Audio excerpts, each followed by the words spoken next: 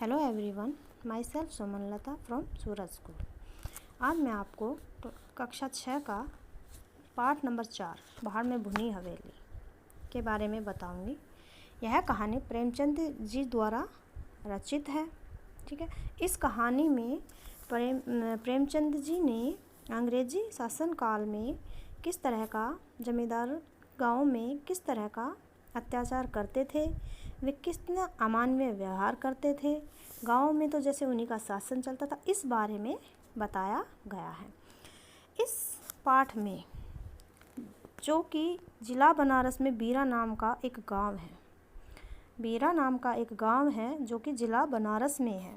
वहाँ पर एक वृद्ध संतानहीन गोडिन रहती थी जिसका नाम भुनगी था। वह बहुत गरीब थी, उसके पास न ज़मीन थी न कोई जीवन का कोई सहारा था। उसका सहारा केवल एक भाड़ था जिससे लोग वहाँ पे चना भुनवाते थे उससे, और वह उसी से अपना गुजारा करती थी। वह प्रातःकाल उठ जाती थी और सूखी पत्तियाँ बटोर कर लाती थी और उन पत्तियों को ढेर अपने वहाँ पास में ही लगा लेती थी, और दोपहर के बाद उसका भाड़ जलता था। एकादशी और पूर्णमासी के दिन प्रथा के अनुसार, यानी कि उनके यहाँ ये प्रथा थी कि एकादशी और पूर्णमासी के दिन भाड़ नहीं जलाना होता था। वे दोनों दिन उपवास के होते थे। गांव में ही एक जमींदार था जिसका नाम पंडित उदयभान था। वह अपना जो काम करवाता था, भुनगी से जो भाड़ भुनवाता था, अपने चने भुनवाता था, वह उसे बिल्कुल मुफ्त में भुनवाता था।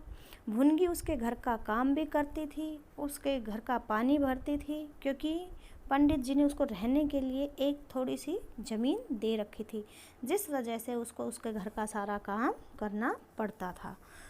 चैत का महीना था और संक्रांति का पर्व था।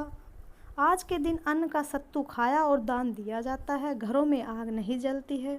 भुनगी का भाड़ आज बड़े जोरों पर था, तो पंडित उदयभान ने अपने 2 चपरासी को चने का 2 बड़े बड़े टोकरे लेकर भुनवाने के लिए भेजा।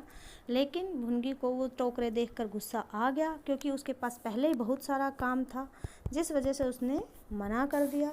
चपरासी उसको कह गए कि तीसरे पहर तक सारा दाना भुन जाना चाहिए, लेकिन भुनगी उससे यह न कर पाई, क्योंकि उसके पास पहले ही बहुत सारा काम था।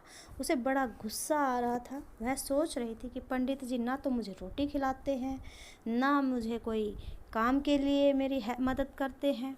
अपना खून जलाती हूँ तब जाकर मुझे कहीं दाना मिलता है। वह इन्हीं विचारों में खोई थी कि दोनों चपरासी आकर उसे गुस्से से कहते हैं कि तुमने दाने भून दिए। भुनगी ने कहा कि भून रही हूँ, देखते नहीं हूँ।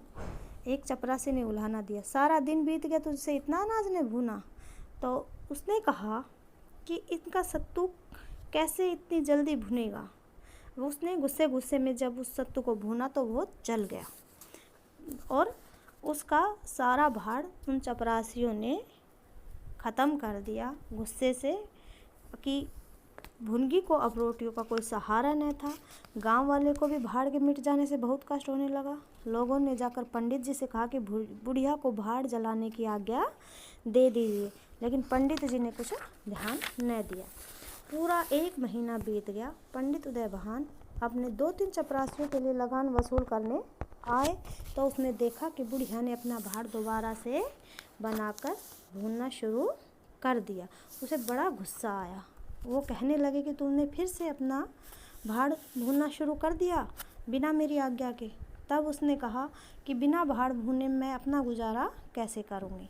तो उसने कहा कि फिर तूने मेरा जो है, मैंने जो चने भेजे थे, तूने उसे क्यों नहीं भूना।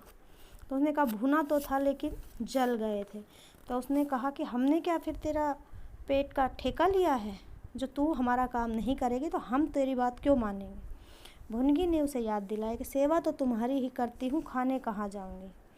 तो उदयभान ने उसे जवाब दिया, गांव में रहोगे तो सेवा करनी ही पड़ेगी। भुनगी ने पूछा, मैं कहाँ जाऊँ, मेरे सास ससुर मेरे बाप दादे सब इसी झोपड़ी में रहे, अब मैं यहाँ से कहीं नहीं जाऊँगी। उदयभान को गुस्सा आया। उसने अपने चपरासी को कहा कि इसके भाड़ को आग लगा दो। उन्होंने आग लगा दी। सब जगह पे देखते देखते आग फैल गई और सारी जो आसपास किसानों की जो झोपड़ियाँ थी वो सभी